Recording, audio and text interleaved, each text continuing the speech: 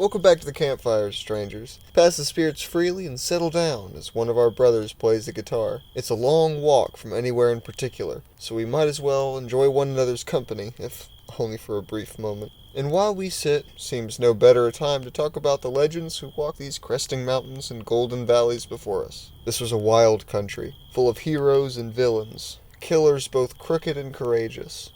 Though the Crash of Worlds was a home for many conflicts, banners and flags were the Eastern tradition. This is a land of individuals and free men. Thus, strange bedfellows were common, and many enemies rose and fell. One amongst many, but no less esteemed, was the Wild Bill Hickok. Tall, proud, and broad, his hair was long and grizzled like a bear. His hat was wide and low. His buckskin frock flowed like the river down his back, exposing a chest so wide it spanned from the Rockies to the Ozarks. A Yankee who fought bravely for his nation against his brothers, but didn't put his guns away when his cowardly flag did. You see, though the Union decided to wait to act on its convictions until after the Transcontinental Railroad was erected in 1869, Bill decided he'd take justice in his own hands and mosey down to bloody Kansas and root out slavers and killers himself.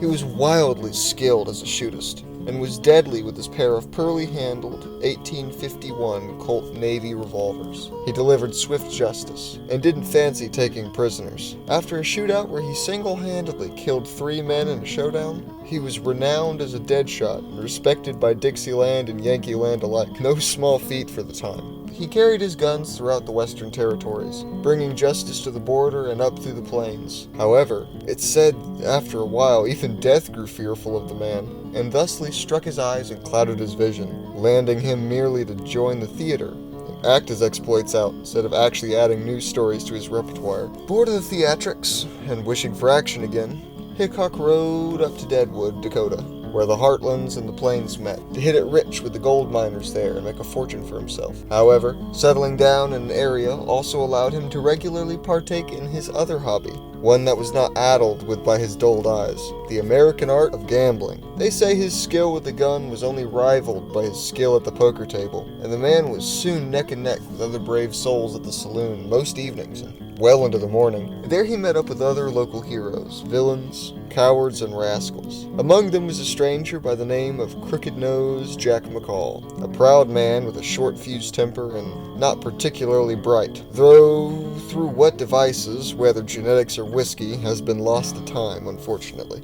Undoubtedly, the man was not nearly as lucky at poker as Wild Bill was, and lost a small fortune one night, working himself into a fit of rage, only calmed by Bill's rare act of charisma. The man consoled Jack and told him to fold from the table until he had recovered his losses. Not wanting the man to be completely destitute, Bill even offered to purchase the man breakfast the following day, if Jack would just sleep off his anger. The angry Jack seemed to take Bill up on the offer, but secretly was infuriated by the philanthropy, taking it as an insult to his capability to support himself. So he spent the night in a drunken haze, contemplating the sin of Cain. The next morning, Bill was the last man to the gambling table, and thusly was sat down with his back to the saloon door, which Crooked-Nosed Jack would use to his advantage and shoot Bill on the sly with a $10 single-action .45, shouting, "Take that, damn you," as he discharged the round, dropping the wild man instantly on his hand, a pair of black aces and black eights. The hand still tainted to this day by the blood of Bill, dubbed in the South the dead man's hand. It's advised to fold these cards instead of playing them, lest you want to suffer a similar fate. Old Crooked-Nosed Jack escaped the rope in Deadwood,